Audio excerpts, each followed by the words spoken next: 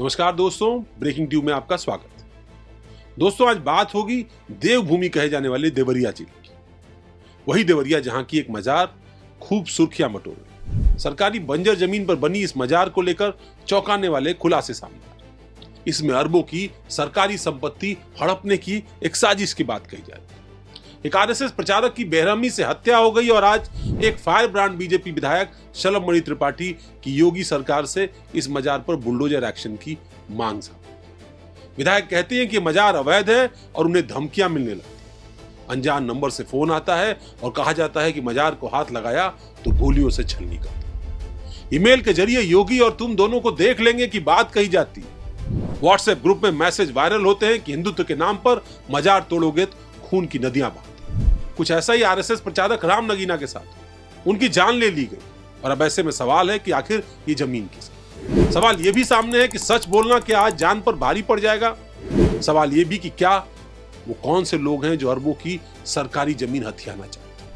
बताया जाता है कि देवरिया के गोरखपुर रोड स्थित ओवरब्रिज के पास बनी मजार का विवाद 1990 में शुरू और 1992 में एक फर्जी परवाना बनाया गया जिसके जरिए सरकारी बंजर भूमि पर मजार और कब्रिस्तान इंदराज कर दी।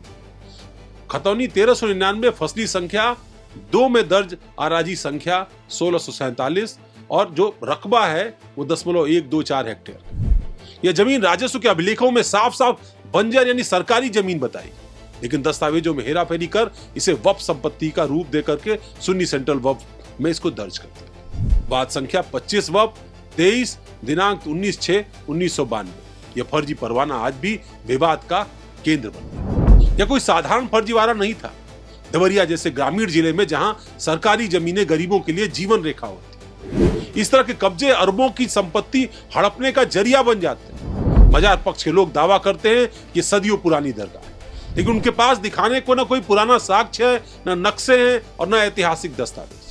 इसके उलट राजस्व रिकॉर्ड बता रहे हैं कि नगर पालिका पीडब्ल्यूडी बंजर भूमि को मिला जुलाकर एक हिस्सा बना।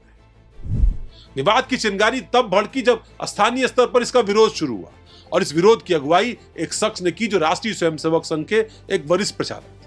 उनका नाम था राम नगीना यादव। राम नगीना यादव जिन्होंने आरएसएस के झंडे तले ग्रामीण विकास और सामाजिक जागरूकता का बीड़ा उठाया। 1990 के दशक में जब मजार का निर्माण शुरू हुआ तो उन्होंने इसको अवैध बताते हुए प्रशासन से शिकायत की, लेकिन विरोध की कीमत उनको अपनी जान गंवाकर चुकानी। 1997 में राम नगीना यादव की निर्मम हत्या। कातिलों ने उन्हें चाकुओं से बुरी तरह गोद डाला, ठीक उसी इलाके में जहां मजार खड़ी हुई। पुलिस जांच में हत्या का सीधा कनेक्शन मजार पक्ष से जोड़ा गया, लेकिन सियासत के दबाव में मामला ठंडा पड़ा।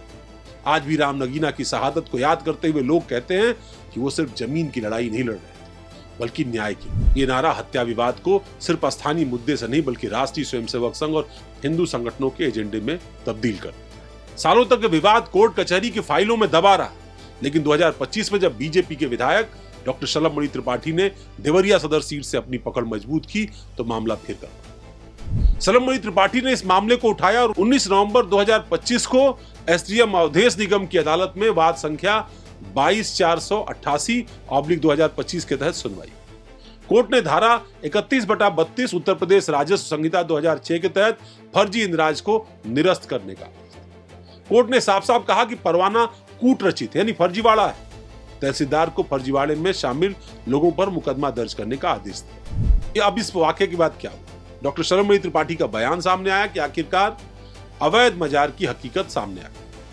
बंजर और सरकारी जमीन पर हेराफेरी और फर्जीवाड़ा करके ओवरब्रिज किया मजार सपा सरकार में बनाए गए षड्यंत्र का हिस्सा थी, यह आरोप लगाया। विधायक ने प्रशासन से साफ साफ मांग की कि अवैध रूप से बने मजार के भवन को ध्वस्त किया जाए, बुलडोजर चलाया जाए, दोषियों को जेल की सलाखों के पीछे भेजा जाए।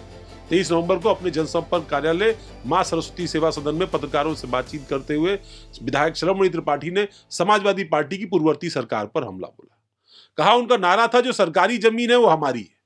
अब समय आ गया है न्याय का और इसलिए न्याय के लिए हर मुमकिन लड़ाई लड़ी जाएगी। दरअसल इस मुद्दे को उठाना शलभमणि त्रिपाठी को महंगा पड़ गया। विवाद तेज होते ही उन्हें धमकियां मिलने लगी। अज्ञात नंबरों से उनके टेलीफोन पर फोन आने लगे।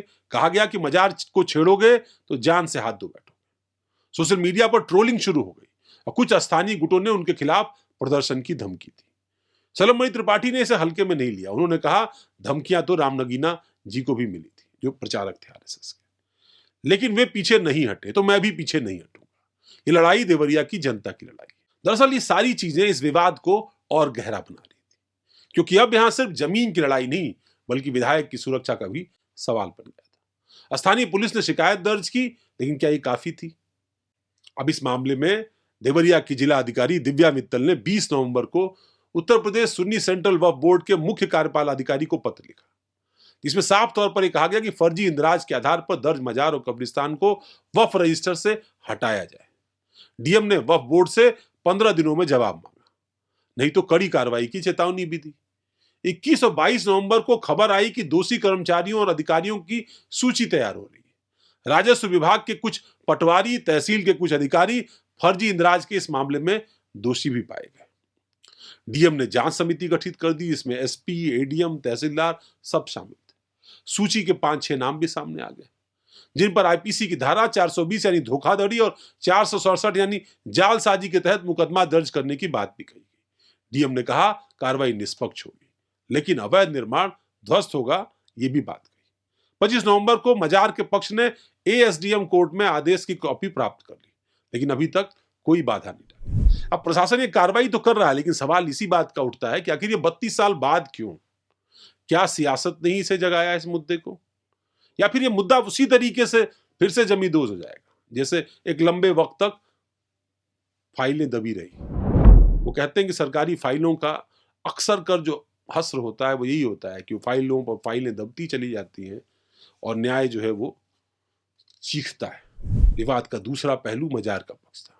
जलालुद्दीन खान मजार व कब्रिस्तान की देखरेख करने वाली कमेटी के उपाध्यक्ष थे।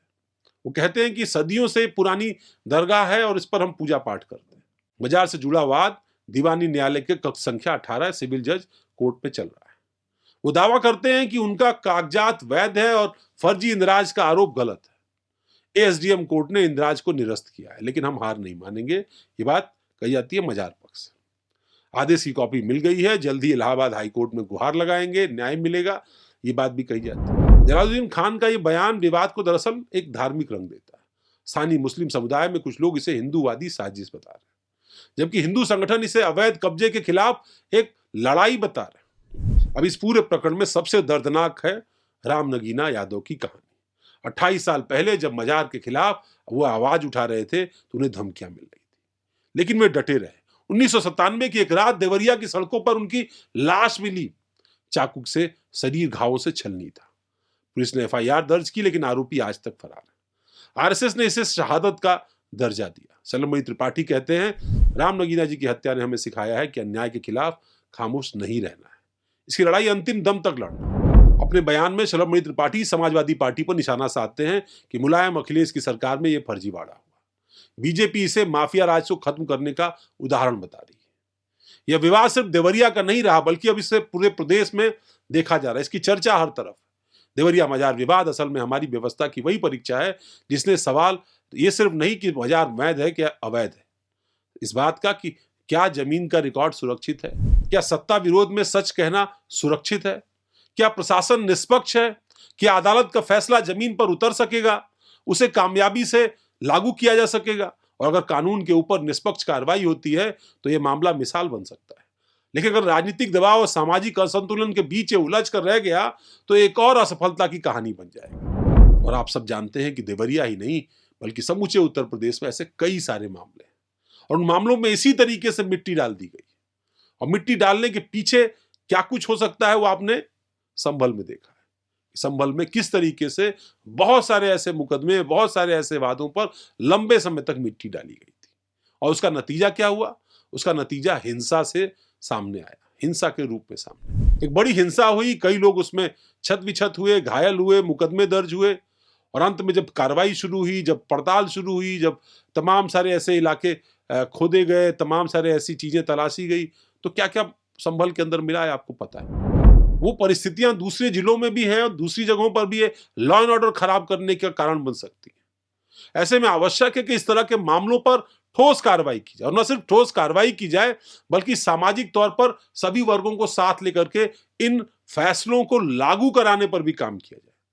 दोनों पक्षों को यह समझाया जाए कि न्याय के लिए क्या जरूरी है, साथ ही यह भी समझाया जाए कि दस्तावेज कितने जरूरी है, इन दस्तावेजों में फर्जीवाड़ा क्या है, न्याय क्या है, और असल में न्याय विकास है, और अगर विकास नहीं होगा तो बाकी सारी चीजें धरी की धरी रह जाएंगी। देवरिया की कहानी आगे किस तरह का रुख लेगी ये भी हम आपको बताएंगे।